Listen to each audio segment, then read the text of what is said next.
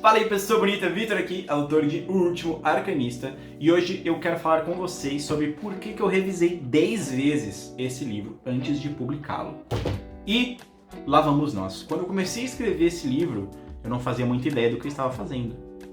Então, eu só sabia que eu queria.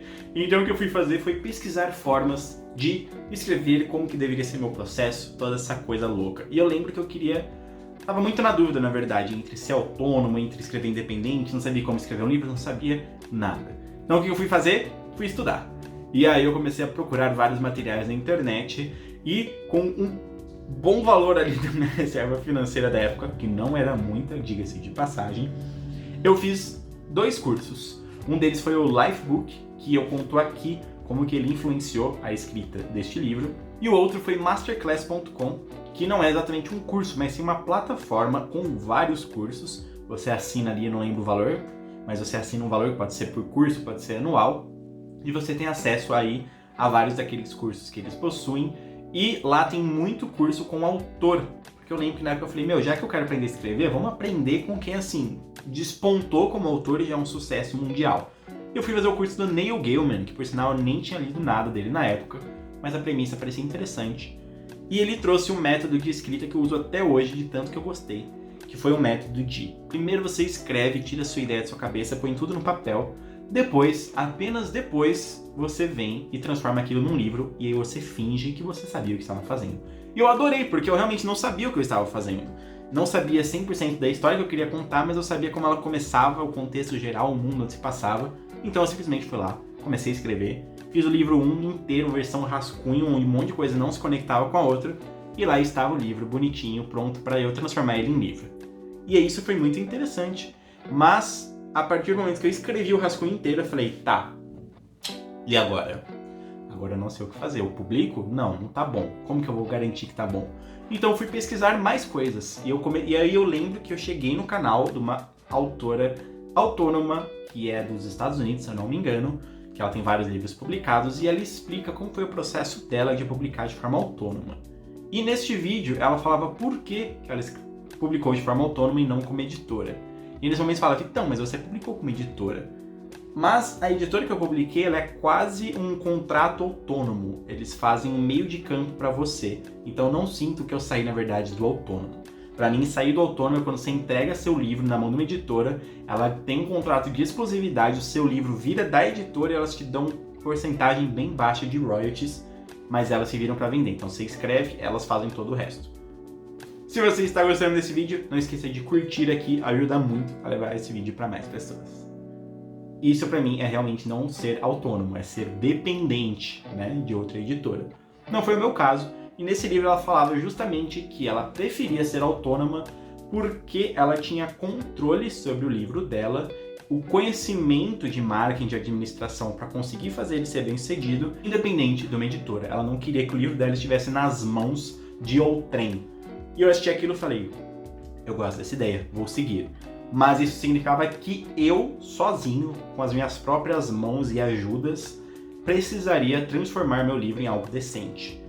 E eu tenho um quesinho de perfeccionista em mim, não parece muitas vezes, mas para algumas coisas muito queridas, eu fico meio assim que eu quero que cada detalhezinho esteja muito bom, e especialmente sendo um livro que vai ficar por décadas aqui neste planeta até decompor e virar árvore no futuro, eu buguei e falei, tá bom, vamos ver então. E aí essa mesma menina me falou todo o processo de escrita e revisão dela e era um negócio assustador.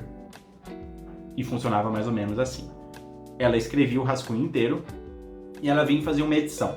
Essa edição era composta por 4 etapas. A etapa 1 era de buracos de roteiro, ver se a história fazia sentido. Esse era o primeiro passo. O segundo era a escrita em si. O estilo da escrita estava bom, ela queria mudar de alguma forma, tem alguma coisa que não estava batendo, tem algum momento que estava muito acelerado, mas era para ser um momento mais tenso, mais lento, assim. E aí você faz essa correção de ritmo, basicamente. O 3, aí, são os erros gramaticais de fato. Então, vírgula onde não tinha que ter, acento, erro de digitação, todas essas coisas. E por fim, fazer o proofreading, né, que é ler e ver se está tudo certo. E aí, nesta etapa, você faz isso, basicamente. É muito difícil fazer o proofreading, porque você já lê, já conhece o livro, vai ser muito difícil encontrar erros, porque o seu olho já está viciado. Então por isso que é tão bom ter pessoas lendo com você e te ajudando.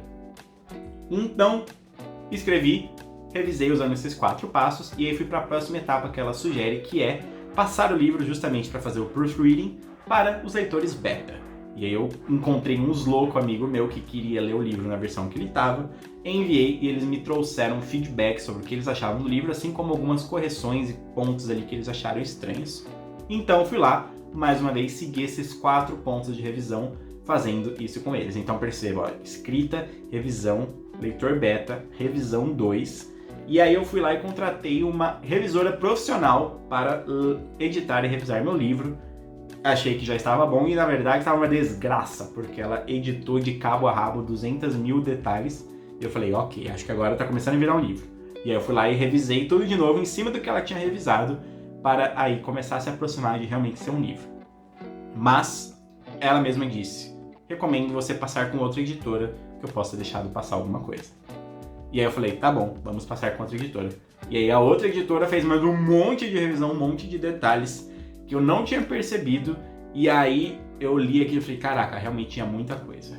E aí eu fui para a etapa 8, que aí foi revisar eu mesmo o trabalho da segunda editora.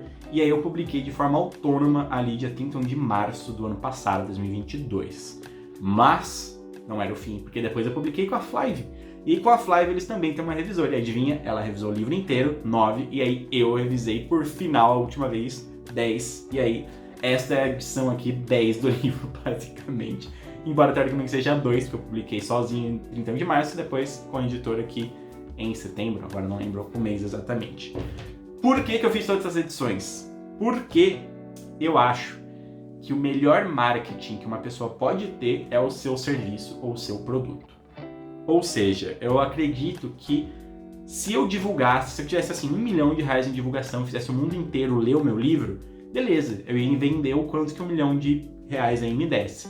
Mas se o livro não for bom, a opinião das pessoas vai ser ruim e aí vai parar aí. Qualquer um tostão que eu investir acima disso, qualquer esforço e tempo que eu colocar em cima de um livro que não é bom, não sinto que vai trazer resultados. E mais do que isso, mais importante que essa parte financeira, operacional, lógica, é que a ideia é passar aqui uma história, passar um contexto, um conhecimento, uma mensagem. Se existem erros que puxam a pessoa do livro, empurram ela, né, da leitura, esse objetivo não é alcançado. Então eu entendo que o livro tem que ser um produto muito cristalino e lindinho para a pessoa que está lendo realmente gostar e querer ler e se envolver ali com aquela leitura. Se você quer saber um pouco mais sobre os bastidores da escrita do meu livro, dá uma olhada nesse vídeo aqui onde eu dou mais dicas de escrita e como que eu as utilizei nessa minha criação. Então tamo junto, até a próxima!